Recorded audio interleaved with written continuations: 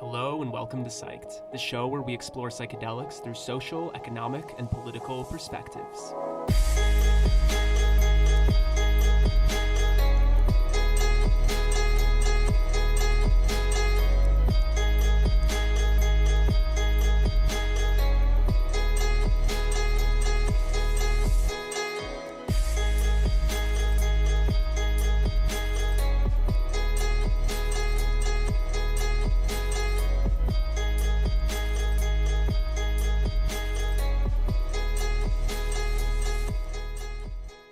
We have Ben Kaplan. Ben is an entrepreneur working from South Florida for over 20 years. Prior to moving to South Florida, he conducted various investment activities out of New York City.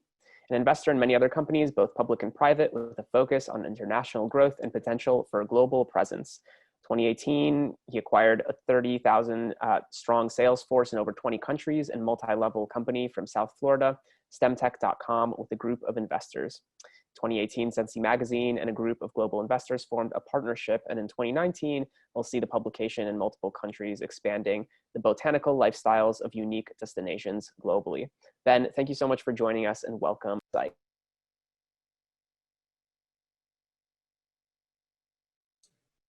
Hello, can you hear me? Yep, you're good. Okay, let me put some video on. Good afternoon. So I wanted to share my screen, but for some reason it's not letting me do that. Let me see here. But I guess we can go through the presentation. I'm just wondering if you can hear me. Yep, we can hear you. You should be able to share your screen in the bottom middle. There should be a share screen button. Yeah, I did that, and then it takes me to a portion of the screen.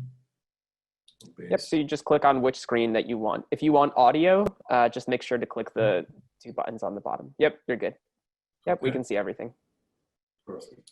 So eHave is a publicly traded company. The symbol is EHBBF.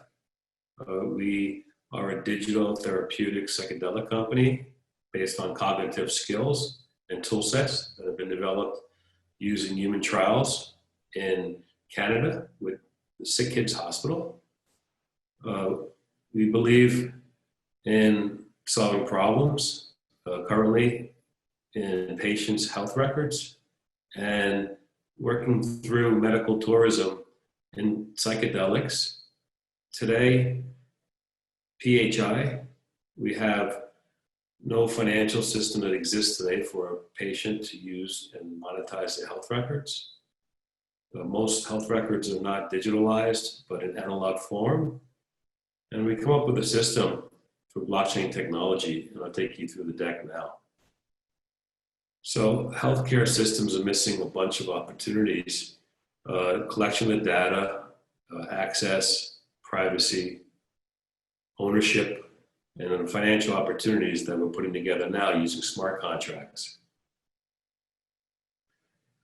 In mental health, including psychedelic treatments, when you travel or see a doctor, you need to have a bunch of data that's available for the clinician or the psychiatrist. Simple stuff like name, address, health insurance, medications, dosages, and a list of other illnesses and other procedures, especially if you're going to say, go get a ketamine injection. These are things a psychiatrist would want to know before your visit. We come up with a solution to collect the data using a dashboard called the eHave Dash, using smart contracts. So when a company comes to engage eHave and looks for that data as far as research or going forward and looking for an opportunity to monetize that data, you're able to take it, and as we compensate ourselves through contracts, the individual that lets us use their data will be compensated through a smart contract. The market size is huge. I mean, digital therapeutics will be about 10 million. Psychedelics will be up there probably in 2027. Today, health data, behavioral data. You see it's a $40 billion market already. We made an acquisition as well called Psyched out of Israel. It's a leader in the community for psychedelic research and innovation. The reason we picked up Psyched was to see new opportunities that are coming through and have the opportunity to either seed and fund the transaction and bring management and teams around for structure.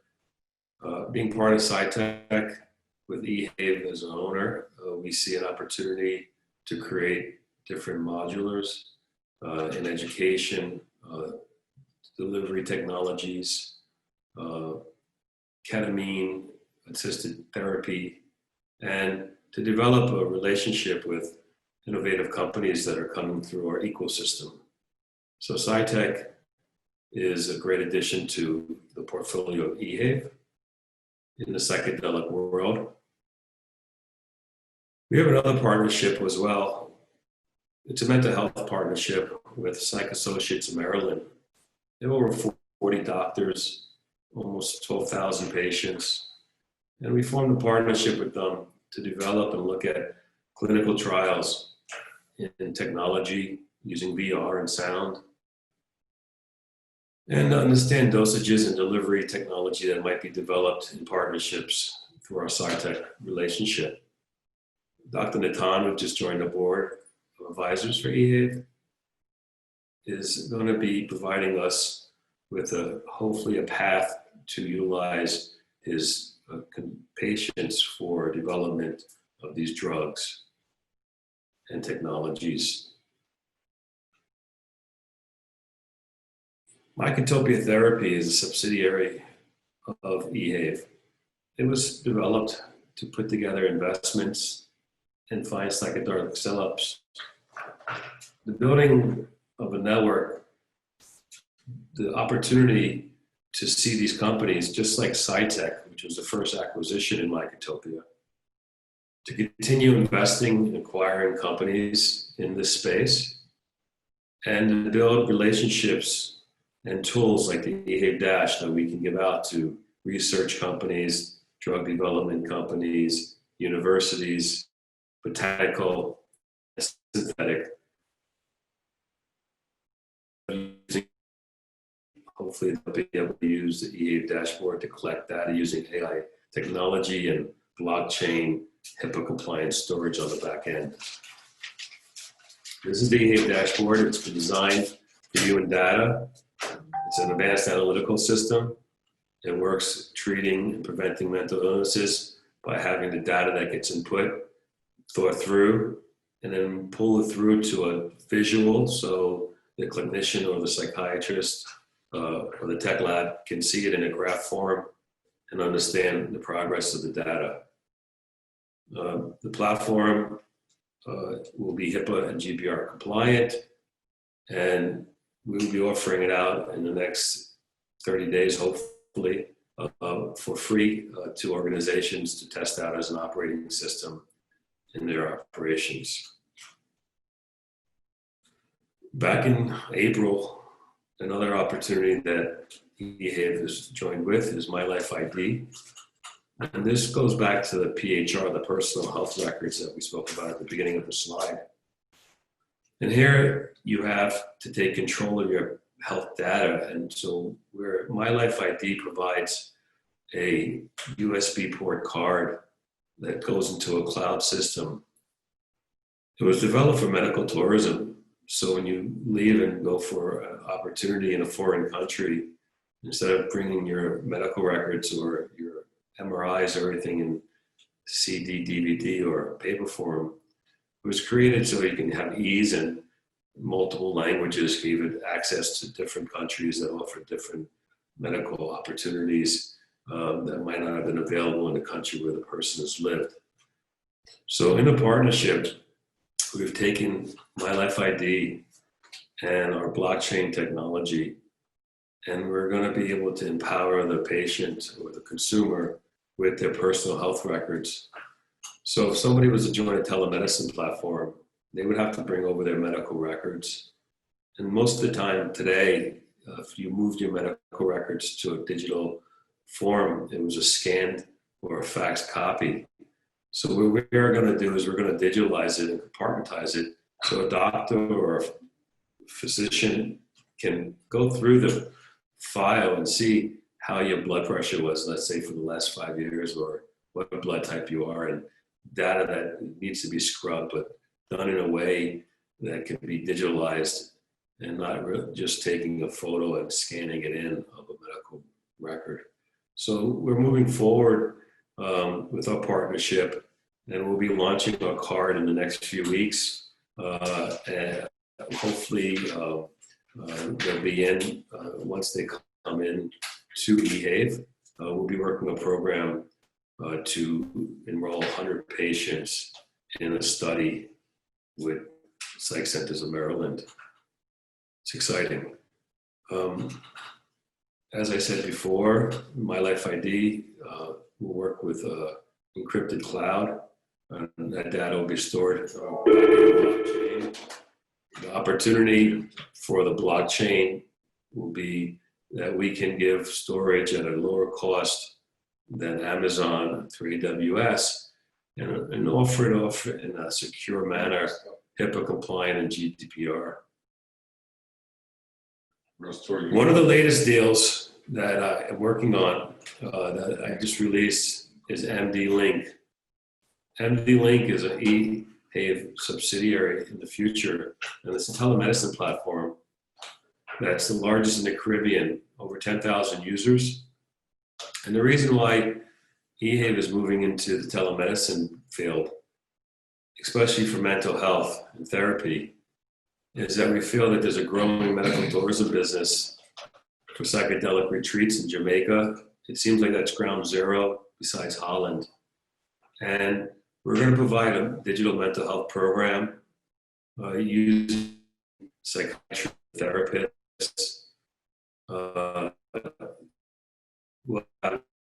downloadable on the Apple Store or the Android Store, and easy for doctors and retreats to sign on and use the system like an EHR system where they can replace what they're utilizing and then have us send them business through this partnership. So today, MD Link is the largest in the Caribbean, and hopefully we'll be expanding into South and Central America maybe in 2021. You can look at mdlink.com and see a little for yourself and how the system works. We're designing a digital health platform. We're using cognitive games and skills that were set for ADHD and ADD. We're taking that to a next step, and we're going to design for the eHave dashboard and platform that's modern, behavioral tracking, HIPAA compliant. We'll have tools that can be utilized for research and document patients once they come see providers on their progress, maybe for mental health or just regular practitioners. We have a partnership with Speak AI. Tyler is the CEO of that company. They've created a very unique technology that we're going to integrate into our dashboard.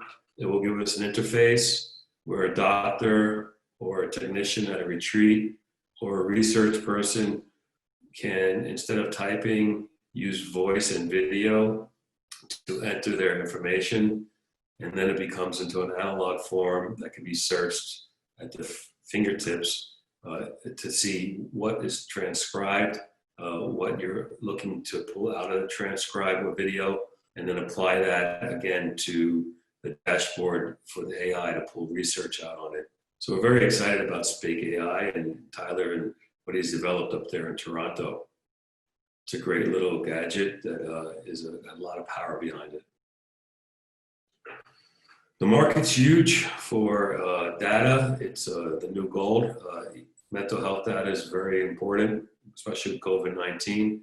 These are some of the companies that are out there today. They're just very, large revenue streams. Most of it compiles off of data. So we're following the route, and hopefully someday eHave will be catching up to the equivalent of where these companies are once we're validated.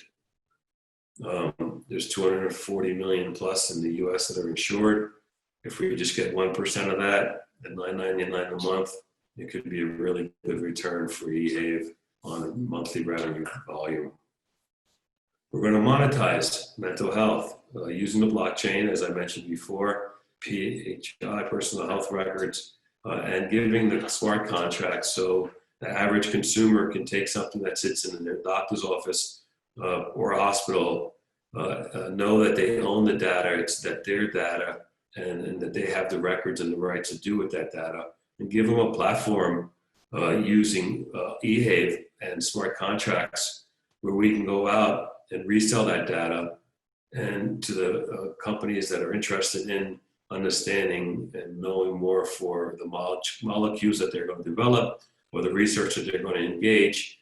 And at the end of the day, we'll end up giving the profits around 10% to each owner of the data through the smart contracts, and they'll receive it as part of revenue share off the contract that's being developed. The transactions are transparent, and we're going to enable digital marketers to measure the success by seeing how many people we can sign up that are interested in reselling their medical data.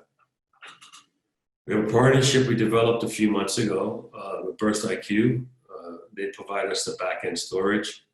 They're a blockchain data company based in Denver, Colorado. Burst has a tool set that's been exciting to utilize, and we've added a lot of it into our dashboard. It helps build a great modular for researchers. It gives us an influence and it's a health system that is part of none. And we feel that it's scalable. And once we are able to meet scale, we hopefully will monetize this again by charging for storage. So one thing that eHave would like to do in the future is be a large player in HIPAA compliant storage using a relationship with Burst IQ. Data ownership is important. Blockchain helps us with that. Advanced data associations, security, ethics. These are all things that are important for someone so they know that their health records aren't going to be broken into, or that they're not going to be able to monetize it if they sign up a consent letter with us. And the consent is very important. Once we have their consent, then the smart contract will be developed around the consent with all their information and banking information for the wallet. We believe this is there's a handful of companies that are trying to accomplish this. And if we can be more out in the world, enabling the consumer to monetize their health records, we'll be ahead of the curve. It's exciting. eHave, we're going through our next round now. We just finished off $1 million raise, and now we're going out to raise $3 million. Partnership development, I mentioned it before, My Life ID, the Psych Centers of Maryland. Product development will be for our new ownership of the telemedicine platform and furthering SciTech and that development. And then we're going to use some working capital for public relations and marketing, and just simple overhead and legal and financial obligations that we run into. And that's my presentation for today, and I'd be glad to take questions. Hey, Ben, thank you so much for joining. Really appreciate it. Great stuff. I'd love for you to talk a little bit more about HIPAA compliance. I think it's something that's been in a lot of folks' minds is, how do we take all of these, great technologies and provide them with that feature so that we can just continue building out this ecosystem, but doing that in a HIPAA compliant way. I'd love for you to talk just a little bit about, are there other companies in the space that are, already have HIPAA compliance? You guys seem to be partnering with a company to allow for that. Maybe even talking a little bit about the process and the hurdles necessary to get to that state would be great. Okay. So HIPAA compliant is US based.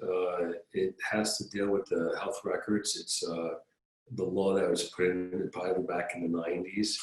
developed in 2000. Right now on EHAVE, I brought in a specialist, Dr. Dodani, Victor Dodani out of California. And the reason why is very a moving target, HIPAA compliant medical records today. The government has come out, there's been articles in Political lately, and they're trying to deregulate it, especially with COVID-19 and telemedicine. And so today you see, just like in electricity or in other companies that telecom that have been deregulated here in the US, most likely you will see HIPAA compliant regulation get deregulated in the future. And then the reason why is most people, including myself, believe that the health records are property of where they leave them, the doctor's office or the hospital. But at the end of the day, if you look at your lifespan, you probably leave 20 to 40 imprints of your medical records as you go through their decades in different places and in their duplicates, where in the future, when you see a doctor, usually your file is faxed over or sent over in some digital form. But then that old file is still sitting in the doctor's office or in the hospital. And so when you look at where HIPAA compliance is going today, we believe that there'll be more of an opportunity in relaxation of regulations in the future, where we can take the consumer and take their personal health records and empower them to take them from where they are all sitting today in an analog form them into a digital technology application, have it ready for the future, which is proven with COVID, which looks like telemedicine, and having it where we can take it and as I said before, use a smart contract with a waiver agreement that gives us the power to use HIPAA compliant data, because most of the data today is really restricted by these rules and regulations in Canada as well.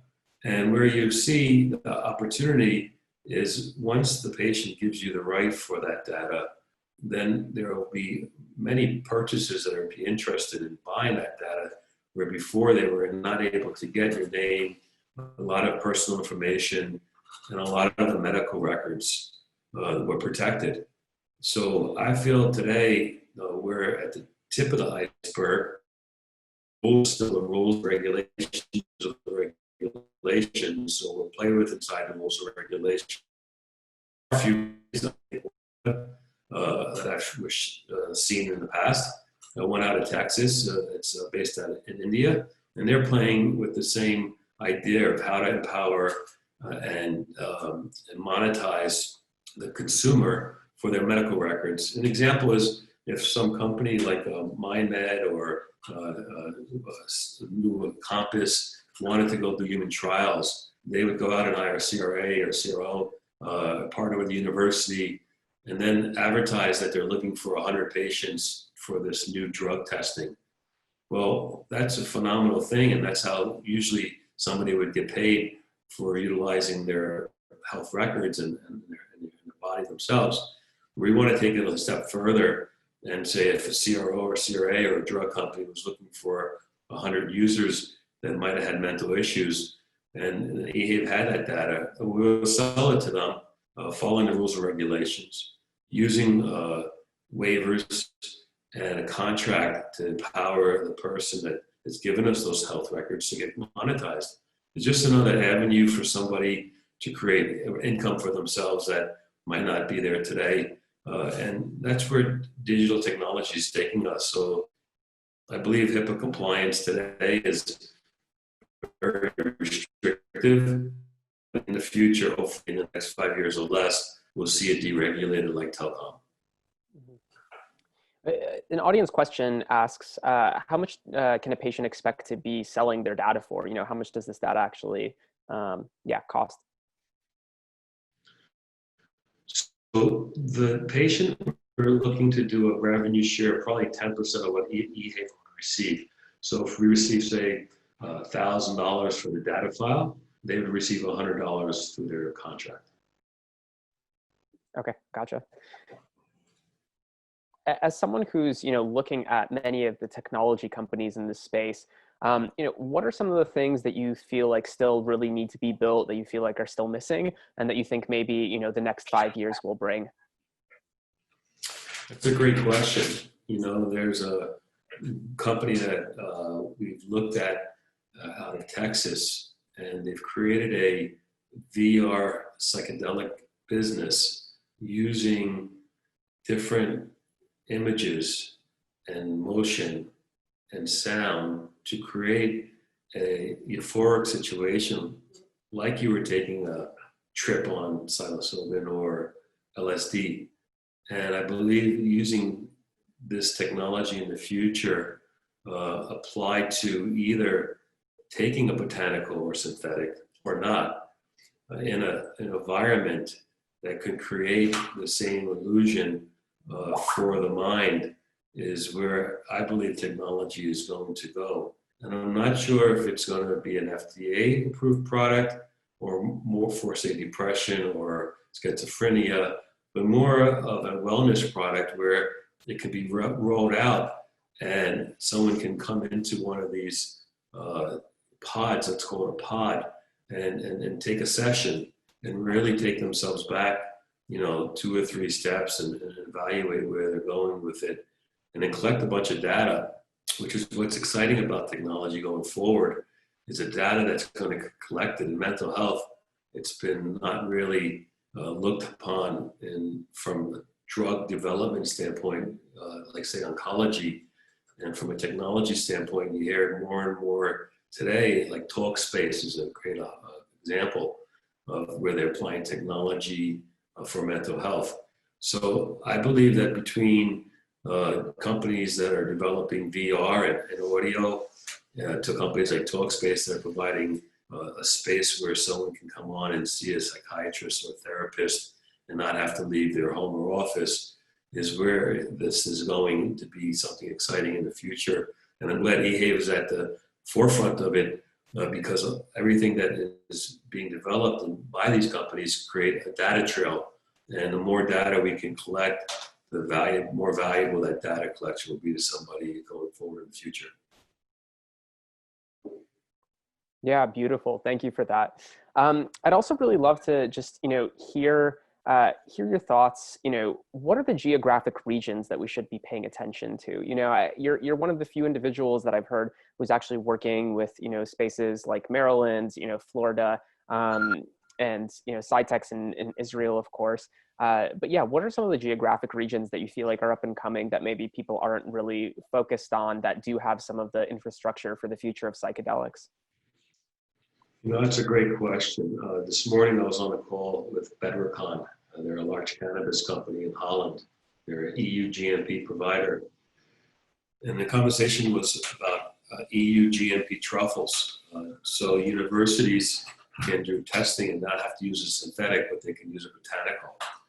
So I think that when you look at the psychedelic sector, companies that presented on so far today, or companies that presented in SciTech or any of these conferences, you have the large players, the Compasses and MindMeds, and they're going out developing new drugs. Tens and tens of millions, if not hundreds of millions, will be put into these opportunities. And there you can develop those in most countries that are interested in looking at these as opportunities, like Switzerland and Denmark and Israel and the US, like Johns Hopkins and even over at London College. I think that's one avenue to look at, and that's a global approach. It's more the licensing and how much money you have behind you besides the team. The other side of the synthetic is botanical, and that's always been a challenge in cannabis and plant matter, and probably no different in fungi.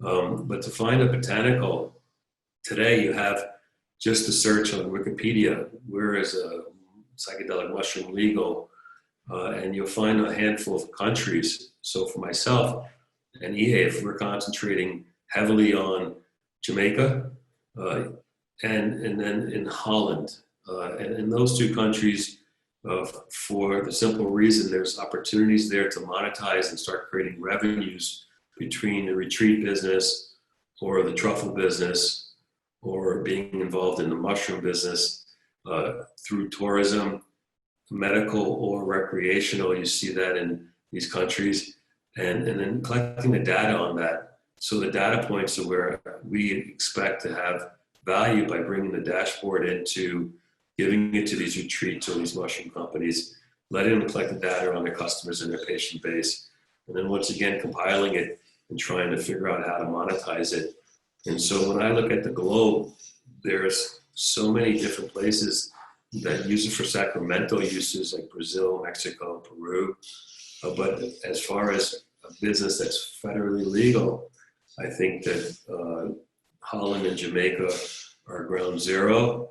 And then hopefully you'll see countries like in the US where you see it decriminalized in Oakland and Denver and certain parts of California. And those are encouraging, especially Oregon. But today, what most people call psychedelic in the US or Canada is a ketamine session. And so we have to follow that trail. And since ketamine in the US is a big business, some of the opportunities that we'll be doing here in the US are partnering with like Psych Centers of Maryland and other psychiatric centers, which now call themselves psychedelic centers, to work with them alongside their EMR systems, giving them the dashboard and to collect data as well on intramuscular ketamine injections or nasal ketamine spray or intravenously the way they're doing it in multiple states today. So I believe that there is an opportunity to make money in psychedelics, not only spend money, and that's what we're going to try at EHAVE, is to work with the conference like SciTech in Israel to see new opportunities and work with the universities there and the hospitals and see some of the brightest minds. That's how it happened to work out in cannabis, and we feel the same here in psychedelics. And there's a big overlap, I think, in cannabis and psychedelics. So if you speak to a bunch of doctors, they'll say cannabis is a psychedelic treatment as well. And so for me and EHAVE, we're going to try to keep pace and not lose track of keeping data as our key model. And if a good opportunity comes around that fits into our Mycotopia subsidiary, we'll look at making an investment there as well. Beautiful. Well, thank you so much for joining us, Ben. We really appreciate the time, and we're excited to talk offline as well. Thanks, everybody. Have a great day. You too. Bye-bye.